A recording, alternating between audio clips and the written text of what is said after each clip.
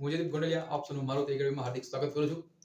તો વિદ્યાર્થી મિત્રો, તમે લાસ્ટ લેક્ચરમાં તમે એસજીપી મસ્તીનો લેક્ચર જોયો છે. આશા રાખું છું કે તમને એ લેક્ચરમાં બધું વસ્તુ સમજાઈ ગયું હશે. અને વિદ્યાર્થી મિત્રો, જો હજુ સુધી તમે મારુતિ એકેડમી ચેનલને સબસ્ક્રાઇબ ન કરી હોય તો સૌથી પહેલા સબસ્ક્રાઇબ કરી દેજો, જેથી આવનારા બધા જ વિડિયો લેક્ચર તમને બધા પ્રોવાઈડ થતા રહે અને તમને નોટિફિકેશન મળતી રહે. ઓકે ફ્રેન્ડ્સ, બીજી વસ્તુ, તમે હજુ સુધી ટેલિગ્રામમાં ન જોડાણા હોય તો ટેલિગ્રામમાં પ્લીઝ જોડાઈ જજો, કારણ કે એમાં તમને મટીરીયલ્સ અહીંયા જે તમને પ્રોવાઈડ કરું છું એ મટીરીયલ્સ તમને ત્યાં મળતું રહેશે. ડન? કારણ કે પછી શું પછી એમ સાહેબ આનું શું અને બીજી વાત કરવાની મિત્રો, કે તમે દરરોજના જે લેક્ચર આવે છે એ લેક્ચર તમે જોતા જાઓ અને તમારી નોટ્સ તમારી બુકમાં લખતા જાઓ. તમે મારા પર વિશ્વાસ રાખો કે તમારે એટ લાસ્ટ મોમેન્ટે તમે એટલું બધું કવર કરી નાખ્યું છે કે તમને એમ થાય કે સાહેબ એટલું બધું તમે ભણી લીધું, બરોબર. અને બીજી વસ્તુ વિદ્યાર્થી મિત્રો, કે જે તમારી કોલેજમાં જે તમારે કન્ટિન્યુઅસ ચાલે છે, બરોબર, અહીંયા કન્ટિન્યુઅસ ચાલે છે, તો બેમાં તમે થોડુંક જોતું જવાનું કે શું સાહેબ કરાવે છે. ડન? ઓકે, ચાલો. તો આજે આપણે શું ભણવાના છે એની સૌથી પહેલા વાત કરી દઉં. ઓકે, તો આજે આપણે ભણવાના છીએ કે ફોલ્ટ શું કામ થાય છે. લાસ્ટ લેક્ચરમાં આપણે શું ભણ્યું કે લાસ્ટ લેક્ચરમાં પાવર સિસ્ટમ કોને કહેવાય, સ્વિચ ગિયર કોને કહેવાય, પ્રોટેક્શન કોને કહેવાય. ઇન શોર્ટ કાલે આપણે ઇન્ટ્રોડક્શન આપણે ચેપ્ટરનું જોયું હતું. આજે આપણે સમજવાનું છે કે જે દર વખતે જીટીયુ માં ક્વેશ્ચન પૂછાયેલો 3 માર્કમાં અને એક વખત 4 માર્કનો પણ ક્વેશ્ચન પૂછાયેલો, અને આજે જ આપણે ભણવાના છીએ કે 2 માર્કનો પણ ક્વેશ્ચન પૂછાયેલો છે, એના વિશે પણ હું તમને માહિતી આપવાનો છું. તો વિદ્યાર્થી મિત્રો, પૂરેપૂરો લેક્ચર જો, તમારે નોટ્સ કમ્પ્લીટ રાખજો, એટલે કઈ એક પણ ડાઉટ નહીં રહે. હવે જો વિદ્યાર્થી મિત્રો, અહીંયા હું તમને કહું તો છું, બરોબર. હવે તમારે કરવું ન કરવું એ ડિપેન્ડ્સ ઓન યુ, કારણ કે તમારે માર્ક લાવવાના છે. હું તો તમને બધું વસ્તુ પ્રોવાઈડ કરું છું, બરોબર છે વિદ્યાર્થી મિત્રો. તો છેલ્લે તમે લેક્ચર જોવો, એક્ઝામ આવે અને પછી આપણે પાળ બાંધવા જઈએ કે એવું નહીં કરતા, કારણ કે તમને ખબર છે ફિફ્થ સેમ શું થયું. ઓકે, ફિફ્થ સેમ એક દિવસ કે ભેગું થાય નહીં, બરોબર. એટલા જ માટે આપણે સ્ટાર્ટિંગ થી ધીમે ધીમે શરૂ કરી દીધું છે. ઓકે, ચલો ડન. આજે આપણે સૌથી પહેલા આપણે જોઈએ ફોલ્ટ થવાના કારણો, શું કામ થાય છે ફોલ્ટ, અને એક મહત્વનો તફાવત આપણે ભણવાનો છે કે what is the difference between abnormality and fault. પછી ફોલ્ટ કેટલા પ્રકારના છે તો એ પણ આપણે જોવાના છે. પાવર સિસ્ટમ કેટલા પ્રકારના ફોલ્ટ, તો એના વિશે પણ ચર્ચા કરવાની છે. તો ચાલો વિદ્યાર્થી મિત્રો, જોરદાર રીતે શાનદાર રીતે આજનો લેક્ચરની શરૂઆત કરીએ. Abnormalities and fault in power system. હવે વિદ્યાર્થી મિત્રો, એબનોર્માલિટી કોને કહેવાય અને ફોલ્ટ કોને કહેવાય, એની પહેલા હું તમને સમજાવવા માંગીશ કે નોર્મલ કન્ડિશન કોને કહેવાય. નોર્મલ કન્ડિશન એટલે કોઈ આપણી પાવર સિસ્ટમ છે કે એટલે કે આપણું સબસ્ટેશન ધારી લ્યો, તો એ સબસ્ટેશનમાં વ્યવસ્થિત રીતે બધા જે ઇક્વિપમેન્ટ છે, ટ્રાન્સફોર્મર, પછી મારું સર્કિટ બ્રેકર છે, આઇસોલેટર છે, એ બધી વસ્તુ નોર્મલ ઉપર વર્ક કરે છે. ઓકે, એટલે કે એમાં એક પ્રકારના કઈ ફોલ્ટ નથી આવતા, અથવા એમાં એક પ્રકારનું કઈ કરંટ વધી નથી જતો, ઘટી નથી જતો, પછી વોલ્ટેજમાં વધારો ઘટાડો થતો નથી, તો એને એવી સ્થિતિને શું કહેવાય, નોર્મલ કન્ડિશન. ઓકે વિદ્યાર્થી મિત્રો, તો નોર્મલ કન્ડિશન કોને કહેવાય, વિદ્યાર્થી મિત્રો ખ્યાલ આવી ગયો. ઓકે, તો હવે આપણે ભણશું કે એબનોર્મલ કન્ડિશન કોને કહેવાય. એબનોર્મલ કન્ડિશન કોને કહેવાય, જો વિદ્યાર્થી મિત્રો, એબનોર્માલિટીઝ એન્ડ ફોલ્ટ બહુ માઇનોર ફેર છે, એ તમને સમજાવું છું. સૌથી પહેલા એબનોર્માલિટી કોને કહેવાય સમજો, કે જ્યારે કોઈ ફોલ્ટ આવે, તમારી પાવર સિસ્ટમ છે, પાવર સિસ્ટમ, તમે પાવર સિસ્ટમ બોલો એટલે તમારા મગજમાં શું છપાઈ જવું જોઈએ, આપણે એક સબસ્ટેશન. તમારા જિલ્લામાં કોઈ તાલુકામાં રહેતા હોય ત્યાં સબસ્ટેશન આવેલું જ હોય, તમને પણ ખ્યાલ હશે. તો એ જે સબસ્ટેશન છે, એ સબસ્ટેશનમાં ગમે ત્યારે કોઈ ફોલ્ટ આવે. ફોલ્ટ કેવો સાહેબ, તો ઘણી વખત થંડરસ્ટોર્મ આવે, અથવા કોઈ પક્ષી બર્ડ ફોલ્ટ કહેવાય, પક્ષી કંડક્ટર પર બેસી જાય, અથવા જે આપણો વાહક કંડક્ટર છે, વાહકની ઉપર કોઈ ખવાણ થઈ ગયું હોય, ઓકે, ક્ષાર જામી ગયો હોય, કોરોઝન થઈ ગયું, ઇન શોર્ટ. તો આવા બધા પ્રકારના ફોલ્ટ છે. ઓકે, વિન્ડ, પવનના આધારે જે આપણે સ્વિંગિંગ થતું હોય કોનું, એટલે કે કંડક્ટરનું હલનચલન. સ્વિંગિંગ એટલે શું, હલનચલન. ઓકે, કંડક્ટરનું હલનચલન એને સ્વિંગિંગ કહેવાય. તો એવું થતું હોય તો એના આધારે કંડક્ટરમાં બ્રેક થઈ જાય, જોડાણનું ઢીલા પડી જાય, તો એના લીધે થોડીક શું થાય, એમાં વોલ્ટેજમાં વધારો ઘટાડો થાય છે.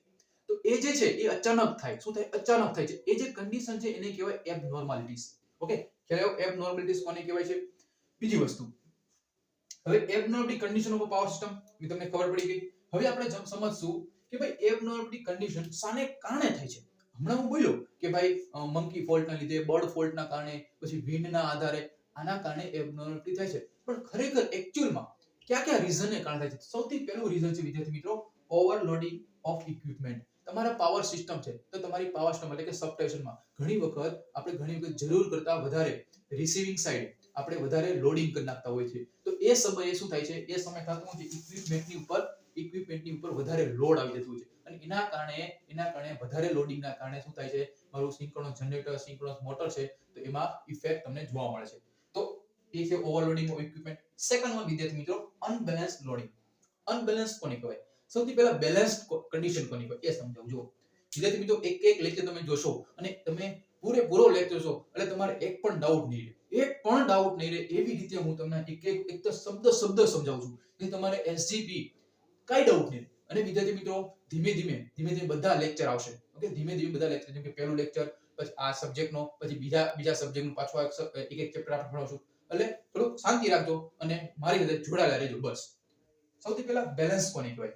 જો વિદ્યાર્થી મિત્રો, આપણા પાવર સિસ્ટમ છે એટલે પાવર સિસ્ટમમાં આપણે અંદર ટોટલ કેટલા આપણે 3 ફેઝ આપણે ટ્રાન્સમિશન, ડિસ્ટ્રીબ્યુશન અને જનરેશન કરતા હોય છે. ઓકે, 3 ફેઝ એટલે કે 3 4 કનેક્શન હોય, આર ફેઝ, વાય ફેઝ અને બી ફેઝ. હવે ત્રણે ફેઝમાં બેલેન્સ કન્ડિશન કોને કહેવાય? કે ભાઈ ત્રણે ફેઝ છે, આર ફેઝ, વાય ફેઝ અને બી ફેઝ. આ ત્રણે ફેઝમાં કરંટનું અને વોલ્ટેજનું લેવલ સરખું હોય એટલે કે બેલેન્સ હોય, નહીં વધારો નહીં ઘટાડો. રિસીવિંગ સાઈડ જે તમે સેન્ડિંગ સાઈડ કરો છો એ તમને રિસીવિંગ સાઈડ તમને પરફેક્ટ મળે તો એને આપણે બેલેન્સ કન્ડિશન કહેવાય. But what is the meaning of unbalanced condition?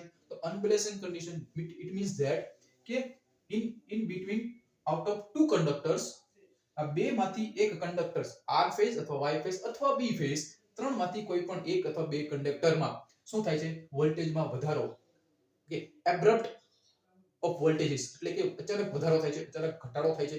તો એના લીધે શું થાય છે, વોલ્ટેજમાં વધારો ઘટાડો, કરંટમાં વધારો ઘટાડો, એના લીધે કોઈ કંડક્ટર ઉપર અથવા બે કંડક્ટર ઉપર શું થાય છે, ઓવરલોડિંગ થાય છે અને એના લીધે જે કન્ડિશન પ્રોડ્યુસ થાય, it means that unbalance condition.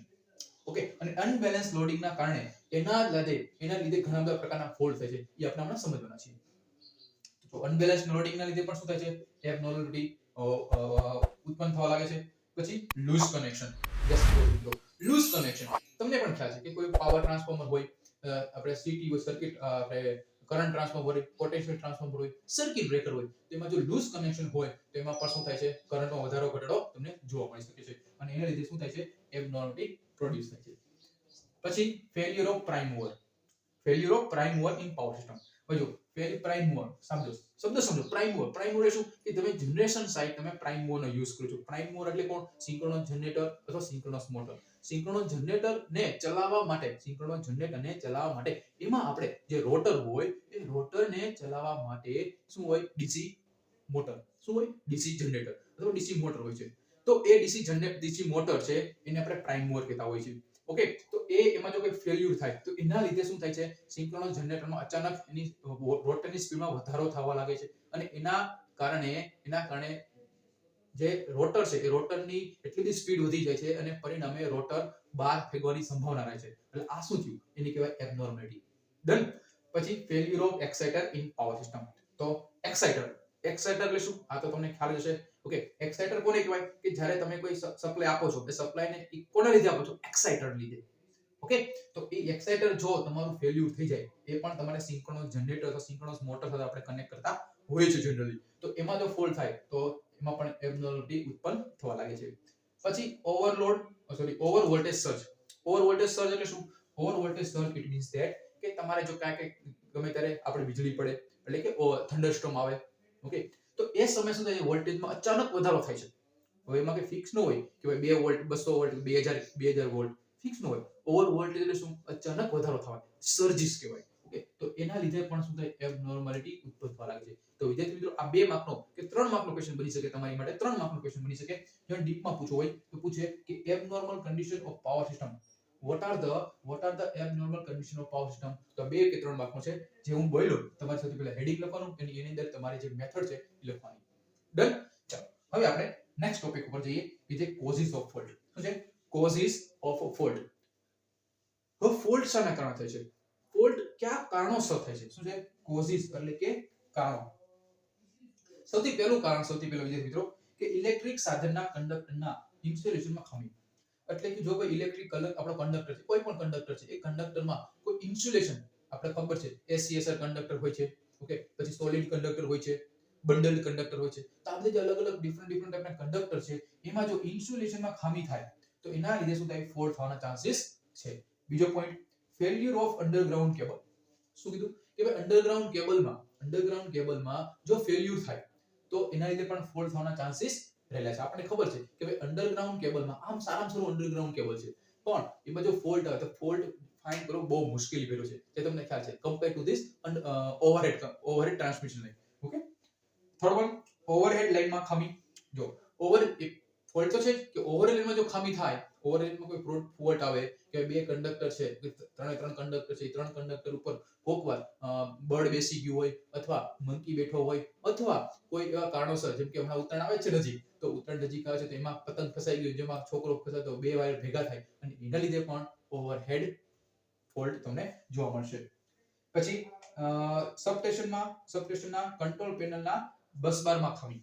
હવે જો તમે કોઈ સબસ્ટેશનમાં ગયા હોય, ઓકે, તો એમાં શું થાય છે, એમાં જે કંટ્રોલ પેનલ છે, એ કંટ્રોલ પેનલનું જે વાયરિંગ છે અંડરગ્રાઉન્ડ હોય. શું હોય? અંડરગ્રાઉન્ડ. અને એ અંડરગ્રાઉન્ડના જે આપણે જે વાયરિંગ કરી હોય, બસબાર બધે હોય, તો એમાં જો કોઈ ફોલ્ટ આવે, કોઈ એમાં પણ ઇન્સ્યુલેશન દબાણ આવી ગયું હોય, અથવા એમાં કોરોઝન થઈ ગયું હોય, તો એના લીધે પણ શું થાય, ફોલ્ટ તમને જોવા મળે છે. વિદ્યાર્થી મિત્રો, અહીંયા તમને ખ્યાલ આવ્યો કે what are the causes of fault. તો ફર્સ્ટ વન, એક તો insulation, second one underground cable, overhead cable, અને સેકન્ડ વન બસબારમાં ખામી. ડન. ચલો, તો અહીંયા આપણે એબનોર્માલિટી એન્ડ ફોલ્ટ વિશે મેં તમને માહિતી આપી. હવે આપણે શું સમજવાનું છે કે ભાઈ પાવર સિસ્ટમમાં કેટલા પ્રકારના ફોલ્ટ થાય છે, ઓકે, અને એમાં સૌથી વધારેમાં વધારે ફોલ્ટ ક્યાં થાય છે. તો વિદ્યાર્થી મિત્રો, સૌથી અહીં લખ્યું છે મેં, આ 1 માર્કના 2 માર્કના ક્વેશ્ચન પૂછી શકે છે કે સૌથી વધારે ફોલ્ટ ક્યાં થાય છે. તો સૌથી વધારે ફોલ્ટ ઓવરહેડ લાઇનમાં તમને જોવા મળે છે. ક્યાં વિદ્યાર્થી મિત્રો? ઓવરહેડ લાઇનમાં. અને ઓવરહેડ લાઇનમાં કેટલા ટકા? 50%. ઓકે, તો આ તમને 2 માર્કમાં પૂછી શકે છે, અથવા વાયવા તમારે લેવાય એસજીબી ના, ત્યારે પણ તમને પૂછી શકે કે ઓવરહેડ એટલે પૂછે કે પાવર સિસ્ટમમાં સૌથી વધારે ફોલ્ટ કયા જગ્યાએ થાય છે, કેટલા percentage, how much percentage in fault in the overhead line, તો 50%. પછી સેકન્ડ વન અંડરગ્રાઉન્ડ કેબલ 10%. પછી સ્વિચ ગિયર, ઓકે, એમાં 15% ફોલ્ટ થાય. ટ્રાન્સફોર્મરમાં 12% ફોલ્ટ થાય. સીટીપીટી 2%, કંટ્રોલ ઇક્વિપમેન્ટ 3%, અને મિસેલેનિયસ 8%. તો આવી રીતે અલગ અલગ વેઇટ તમે જોઈ શકો. તમને પૂછે કે સૌથી વધારે પાવર સિસ્ટમમાં સૌથી વધારે ફોલ્ટ ક્યાં જોવા મળે, તો હું કહેવાનું ઓવરહેડમાં. પછી એ પૂછે કે સૌથી ઓછામાં ઓછો ફોલ્ટ ક્યાં થાય, તો તમે જોઈ શકો છો સીટી અને પીટીમાં. ડન. કેટલા પર્સન્ટેજ? 2%. ચલો, ઓકે. ચલો, બીજી વસ્તુ હવે આપણે જોઈએ કે types of fault in power system. Okay, તો કેટલા પ્રકારના ફોલ્ટ છે ઇન પાવર સિસ્ટમ. આ આપણે શું જોયું, કઈ જગ્યાએ થાય છે, કઈ જગ્યાએ. હવે આપણે ભણશું કે ખરેખર એકચ્યુઅલમાં ફોલ્ટ કેટલા પ્રકારના છે. તો વિદ્યાર્થી મિત્રો, ટોટલ 4 પ્રકારના છે ફોલ્ટ. આમ જોઈએ તો 6 પ્રકારના છે, પણ તમારે પાવર સિસ્ટમમાં તમારા જે સિલેબસ છે, તો એમાં તમે ટોટલ કેટલા છે? 4 પ્રકારના. સૌથી પહેલું છે લાઇન ટુ ગ્રાઉન્ડ ફોલ્ટ. પછી છે લાઇન ટુ લાઇન ફોલ્ટ. ત્રીજું છે double line to ground fault. અને ત્રીજું છે ટ્રિપલ લાઇન ફોલ્ટ. કમ્પ્લીટ. હવે વિદ્યાર્થી મિત્રો, તમને કહું, આ ચારે ચાર ફોલ્ટ છે, એ કોના સંદર્ભમાં લઈ મેં આ ફોલ્ટના પ્રકાર પાડ્યા. તો એ છે કરંટના આધારે.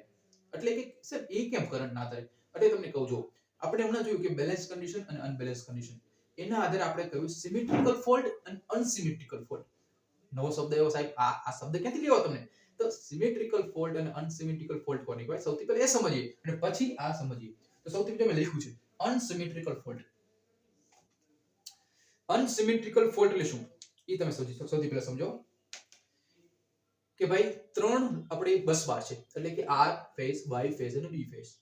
આ આર ફેઝ, આ વાય ફેઝ અને બી ફેઝ, આ 3 ફેઝમાંથી એક ફેઝ અથવા બે ફેઝ ગ્રાઉન્ડ થઈ જાય.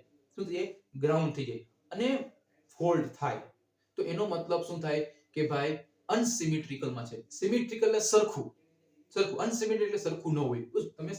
તમે યાદ રાખો તો રાખી શકો. ઓકે, તમે અહીં જુઓ કે લાઇન ટુ ગ્રાઉન્ડ. તો લાઇન ટુ ગ્રાઉન્ડ ફોલ્ટ એટલે શું? તો હું તમને સમજાવું લાઇન ટુ ગ્રાઉન્ડ ફોલ્ટ એટલે શું.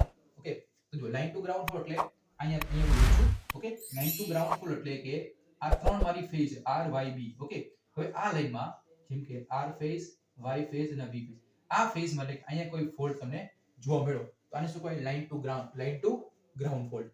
ડન. હવે આપણે બીજો આપણે જોઈએ ડબલ લાઇન. ઓકે, તો આને હું ઇરેઝ કરી દઉં છું. ઓકે, ચલો શું થયું? Double line fault. તો ડબલ લાઇન છે આપણે ત્રણ ફેઝ કે આર ફેઝ, વાય ફેઝ અને બી ફેઝ. હવે લાઇન ટુ લાઇન ફોલ્ટ એટલે શું? આ બે વચ્ચે ફોલ્ટ તમને જોવા મળે છે. તો આને આપણે શું કહીશું? Line to line fault. ઈ કેટલા પર્સન્ટેજ? 8% તમને જોવા મળે છે. અને થર્ડ વન છે double line to ground fault. એટલે આપણે આ ત્રણ ફેઝ બરોબર, આર ફેઝ, વાય ફેઝ અને B phase, double line to ground. એટલે આ લાઇનમાં થયું એને પાછળ શું થઈ ગયું હોય? ગ્રાઉન્ડ થઈ ગયું હોય. તો એને પણ આપણે શું કહીશું? Double line to ground fault. પછી આપણે જોઈએ ટ્રિપલ લાઇન ફોલ્ટ.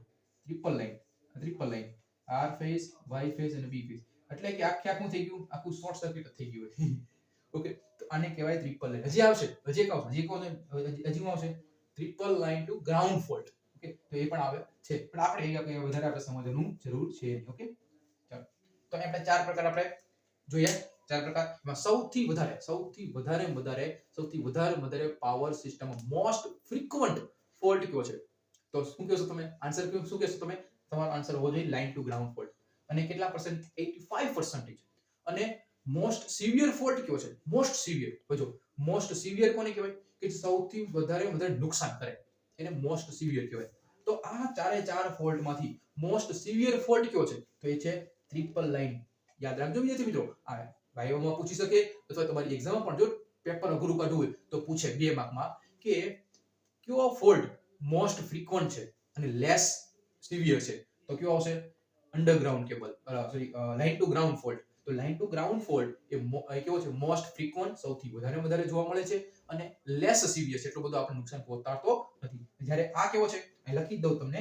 ઓકે, લખી દઉં છું અહીંયા. આ જે છે એ કેવો છે ભાઈ? મોસ્ટ ફ્રીક્વન્ટ અને લેસ સિવિયર. ઓકે, જ્યારે આ શું છે? આ શું છે ભાઈ? Triple line to ground, triple line fault એ છે મોસ્ટ સિવિયર અને લેસ ફ્રીક્વન્ટ. ડન? કમ્પ્લીટ? ચાલો, આ ખબર પડી ગઈ. હવે એમાં સૌથી વધારે તમને જોવા મળે છે 85% માં લાઇન ટુ ગ્રાઉન્ડ ફોલ્ટ, અને ઓછામાં ઓછો ફોલ્ટ જોવા મળે છે એ છે ટ્રિપલ લાઇન, એટલે કે line to line, triple line, line to line fault, 2%. હવે એમાં અનસિમેટ્રિકલ એક્ઝામમાં પૂછે કે અનસિમેટ્રિકલ ફોલ્ટના નામ લખો. અડધા છોકરાઓ, ગુજરાતના અડધા છોકરાઓ માથું ખંજવાળવા મળે. ઓકે, તો આ થોડું યાદ રાખવાનું છે વિદ્યાર્થીઓ. અનસિમેટ્રિકલ ફોલ્ટ ક્યાં? કે જે line to ground, line to line, double line to ground. અને એના સિવાયનો હોય હું તો તમે એક જ યાદ રખાય, કયો? અનસિમેટ્રિકલ યાદ રખાય. એના સિવાયના બધા કેવા હોય? અનસિમેટ્રિક. તો સિમેટ્રિકલ એક જ છે, લાઇન ટ્રિપલ લાઇન ફોલ્ટ. બાકીના બધા કેવા છે? Unsymmetrical fault. ડન? મજા આવી ને? ઓકે, ચાલો હવે આપણે જોઈએ મેઇન ડિફરન્સ. શું સમજવાના છે? એ છે એબનોર્માલિટી અને ફોલ્ટ એટલે શું? એબનોર્માલિટીઝ અને ફોલ્ટ કોને કહેવાય? વિદ્યાર્થી મિત્રો, કોઈ પણ પાવર સિસ્ટમ છે અથવા કોઈ પણ ઇક્વિપમેન્ટમાં સૌથી પહેલા શું થાય? તમારા મત મુજબ એક સેકન્ડ વિચારો અને તમે મને કહો, કોઈ પણ ઇક્વિપમેન્ટ છે, ઇક્વિપમેન્ટ સૌથી પહેલા શું થાય? તો સૌથી પહેલા શું થાય? વિચારો, 1 મિનિટ વિચારો. નહીં, 1 સેકન્ડ વિચારો, 1 મિનિટ નહીં. તો સૌથી પહેલા શું થાય? ફોલ્ટ થાય. શું થાય? ફોલ્ટ આવે. કોઈ પણ તમે જો, તમારું ટીવી બગડી ગયું છે, તમારા પપ્પા ક્યાં કેમ બગડ્યું? કયો ફોલ્ટ થયો? તમે પહેલા કહો ને ફોલ્ટ. તો સૌથી એનો મતલબ શું? કે સૌથી પહેલા ફોલ્ટ થાય છે. એટલે ફોલ્ટ શું છે? એક ફોલ્ટ ઇઝ અ કોઝ. ઇંગ્લિશમાં તમે એક્ઝામમાં પૂછાયેલો ક્વેશ્ચન છે કે સમજાવો fault is a cause and abnormality is a result. તો આવું પેપર પૂછાય ને તો પછી અડધા છોકરાઓ કહેવાય પેપર બહુ અઘરું હતું. ભાઈ પેપર અઘરું નહોતું, તમે સમજ્યું નથી. વસ્તુ સમજી છે? તો ફોલ્ટ એક કારણ છે અને જ્યારે એબનોર્માલિટી એ રિઝલ્ટ છે. શું છે ભાઈ? રિઝલ્ટ. એટલે પરિણામ છે. કેમ સાહેબ સમજાવો, સમજાઈ દે. ચાલો, તો કોઈ પણ વસ્તુમાં સૌથી પહેલા જેમ કે આ મારો કોઈ પણ આ ઇક્વિપમેન્ટ છે, આ ઇક્વિપમેન્ટમાં આ કંડક્ટર છે, આ કંડક્ટરમાં થોડોક વાયર તૂટી ગયો એટલે વધારે કરંટ ફ્લો થવા લાગે છે. વધારે કરંટ ફ્લો થાય એટલે શું થાય? વધારે કરંટ ફ્લો થાય એટલે આ ગરમ થવા માંડે. ગરમ થવા માંડે એટલે શું થઈ જાય? ઓબ્વિયસ છે, શોર્ટ સર્કિટ થવાનું છે. તો એ ફોલ્ટ થયો ને, તો સૌથી પહેલા ફોલ્ટ એક કારણ. કોનું કારણ? શું કામ? એટલે કારણ. અને રિઝલ્ટ શું? આ બળી ગયો. એટલે કે તમારું કોઈ ઇક્વિપમેન્ટ છે એ ડેમેજ થઈ ગયું, તો એ એબનોર્માલિટી તમારું રિઝલ્ટ છે. તો સૌથી પહેલા ફર્સ્ટ શું થાય? ફોલ્ટ. એન્ડ સેકન્ડ વન તમારું એબનોર્માલિટી. આ વસ્તુ તફાવત ખબર પડી કે નહીં? ડન? ઓકે વિદ્યાર્થી મિત્રો, આ ખ્યાલ આવ્યો હોય તો ફટાફટ કમેન્ટમાં કહી દેજો સાહેબ મોજ આવી ગઈ. ઓકે, અને આ ખબર પડી ગઈ હોય તો મને કમેન્ટમાં કહેજો કે સાહેબ આવા ક્વેશ્ચન ખરેખર પૂછાય તો અમને આવડશે. ઓકે, ચાલો હવે આપણે સમજવાના છીએ. હવે આપણે ઓકે ચાલો હવે આપણે નેક્સ્ટ લેક્ચરમાં આપણે ભણશું કે ફંક્શન ઓફ પ્રોટેક્ટિવ સિસ્ટમ. અને જે દર વખતે જીટીયુ માં ક્વેશ્ચન પૂછાય છે કે ભાઈ શું પૂછે છે કે પ્રોટેક્શનની બેઝિક એરેન્જમેન્ટ દર વખતે પૂછે છે 3 માર્ક 4 માર્કમાં મોસ્ટ આઈએમપી ક્વેશ્ચન આવનારા લેક્ચરમાં નેક્સ્ટ લેક્ચરમાં તમારે જોવાનું છે વિદ્યાર્થી મિત્રો. તો એક લેક્ચર જોતા રહો, મારી સાથે જોડાયેલા રહો, મારુતિ એકેડમી સાથે જોડાયેલા રહો અને ટેલિગ્રામમાં પણ જોડાયેલા રહો અને તમારે એક પણ ડાઉટ નહીં રહે. ડન વિદ્યાર્થી મિત્રો, હજી તમને કહું છું કે છેલ્લે દોડતા નહીં, અત્યારે સાથે મારી સાથે ચાલતા રહ્યો, છેલ્લે દોડવું ન પડે. ઓકે, કારણ કે આ તમારું 6th સેમ છે. તમારું 6th સેમ બહુ વેરી મોસ્ટ ઇમ્પોર્ટન્ટ કે સમય કાઢીને પણ ગમે એમ કરીને તમને તમારા માટે લેક્ચર ઉતારું છું. તો વિદ્યાર્થી મિત્રો મેક્સિમમ લોકોને શેર કરો તમારા વિદ્યાર્થી મિત્રોને, અને જે ગુજરાતના કોઈ પણ કોલેજમાં ભણતો હોય તો એને આ બધી વસ્તુ પહોંચવી જોઈએ. કારણ કે ઘણા વિદ્યાર્થી મિત્રો એવો હોય કે આ સબ્જેક્ટ છે, એ સબ્જેક્ટમાં થોડા ડાઉટ હોય, એ ડાઉટને આપણે સોલ્યુશન કાઢવું છે. ઓકે, ગોખીને તો બધા પાસ થઈ જ હોય, પણ સમજીને પાસ થાવ, અમારો એક એ ધ્યેય છે. ઓકે, તમે જો આપણે સેમેસ્ટર 5 માં પાવર ઇલેક્ટ્રોનિક્સ લેક્ચર જોવો કેવો મસ્ત ભણાવ્યો હતા, બરોબર, માઇક્રો પ્રોસેસર જોવો, પછી આપણે આઈએમપી હતું કારણ કે સમય નહોતો, મારે ભણાવતો પણ સમય હતો નહીં. તો એવી રીતે વિદ્યાર્થી મિત્રો આપણી પાસે છેલ્લે હું તમને આપવાનું છું, છેલ્લે મોસ્ટ આઈએમપી બધું વસ્તુ આપી, પણ એ હું કામ ક્યારે આપું કે તમને આ વસ્તુ સમજી હોય પછી ખબર પડે. પછી એમ કે સાહેબ કે આ ક્વેશ્ચન નથી મળતા, ક્યાંથી મળે ભાઈ? તમે સમજાવ હોય તો તમે ચોપડીમાંથી કોઈ પણ ક્વેશ્ચન આપને આવડે. ઓકે, અને પછી તમે જો સારા એ ગ્રેડ લાવો તો મને કમેન્ટમાં કહો સાહેબ એ ગ્રેડ આવ્યો કે બી ગ્રેડ આવ્યો. ડન વિદ્યાર્થી મિત્રો? ઓકે, ચલો તો વિદ્યાર્થી મિત્રો તમે જો જોઈન બટનમાં જોઈન થવા માંગો છો, ઓકે, કારણ ઘણી બધી કમેન્ટ્સ આવતી હોય તો જોઈન બટનમાં જોઈન થઈ શકો છો. ઓકે, તો એમાં તમને બેનિફિટ થઈ શકે છે. તો અમારું જોઈન બટન છે તેમાં તમે કરી શકો છો કમ્પ્લીટ. ચલો અહીંથી લેક્ચર રાખીએ, અને જો તમને વિડિયોઝ ગમ્યો હોય તો મેક્સિમમ લોકોને પહોંચાડજો, વિડિયોને લાઈક કરજો, અને bye, take care, see you. Next લેક્ચરમાં આપણે મળીએ.